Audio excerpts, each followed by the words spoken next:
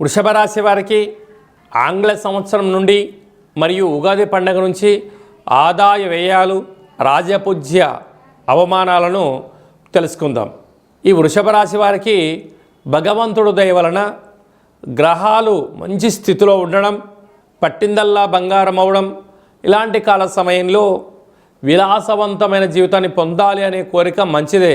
కాకపోతే ఆదాయ వ్యయాలు కొద్దిపాటి తారుమారుగా ఉన్నాయి.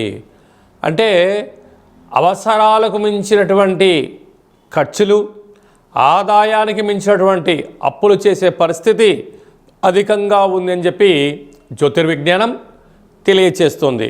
అంటే ఆదాయం 5, వ్యయం 14. చూడండి కాలం ఎంత వింతగా ఉందో. మీ యొక్క సంపాదన 5 రూపాయలు ఉంటే 14 రూపాయల ఖర్చు చూపిస్తుంది. ఏమని చెప్తుంది? సకాలంలో దీపం ఉండగానే ఇల్లు చక్కబెట్టుకోవాలి, ఖర్చులను నివారించుకోగలగాలి, విందులు వినోదాలు వాటికి దూరంగా ఉండాలి, ఆధ్యాత్మిక చింతనగా ఉండగలగాలి, తల్లిదండ్రుల మాట గురువుల మాట వినాలి, స్థిరచరాస్తులను కాపాడుకోవాలి అంటుంది. లేకపోతే 14 రూపాయల ఖర్చు ఎక్కడ, 5 రూపాయల ఆదాయం ఎక్కడ? అంటే ఇంచుమించు -9 రూపాయలకి మీరు వెళ్ళబోతున్నారు. కనుక భగవంతుడు దయ వలన గ్రహాలు యోగించడం వలన ఆనందము ఐశ్వర్యము మీ సొంతమవుతున్నాయి. కానీ మితిమీరిన ఖర్చుల చేత అపోహలకు వెళ్ళిన, ఆడంబరాలకు వెళ్ళిన ఈ సంవత్సరము అనర్థానికి దారితీసే పరిస్థితి చాలా అధికంగా ఉందని చెప్పి జ్యోతిర్విజ్ఞానం తెలియచేస్తుంది. అలాగనే రాజ్యపూజ్యం 5, అవమానం 4. బంధువులు, మిత్రులు, స్నేహితులు, సన్నిహితులు అందరూ మీ చుట్టూ చేరి చెరువులోకి నీళ్లు రాగానే కప్పలు వచ్చి ఎలా మిమ్మల్ని భజన చేస్తాయో అలాగా బంధువులు, మిత్రులు, సన్నిహితులు మీ చుట్టూ భజన చేస్తారు.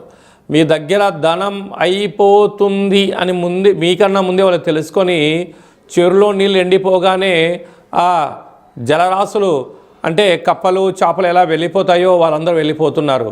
కనుక పొగడ్తలకు ఇది సరైన సమయం కాదు. ధర్మబద్ధంగా ఉండండి, న్యాయబద్ధంగా ఉండండి, ఉండబడిన సమయాన్ని సద్వినియోగపరచుకోండి, స్థిరచరాస్తులను కాపాడుకునే ప్రయత్నం చేయండి. లేకపోతే మీరు ఇబ్బంది పడడమే కాకుండా సకుటుంబంలో ఉండబడిన వారందరినీ అప్పుల పాలు చేయడం, స్థిరచరాస్తులు పోగొట్టుకునే పరిస్థితి అధికంగా ఉంటుంది.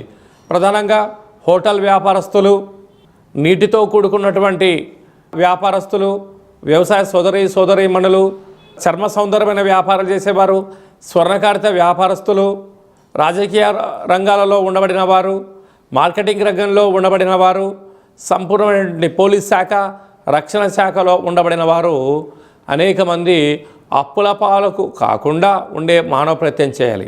ఇలాంటి కాల సమయంలో మీరు తప్పక ప్రతి శుక్రవారం పూట కలౌ వెంకటనాయక అలా వెంకటేశ్వర స్వామివారికి తులసిమాలను సమర్పించడం, తెల్లటి పుష్పాలతో అర్చన చేయడం వలన మనశ్శాంతి కలిగి ధనం దుర్వినియోగం కాకుండా సద్వినియోగం అయ్యే పరిస్థితి ఉంటుందని చెప్పి గమనించాలి.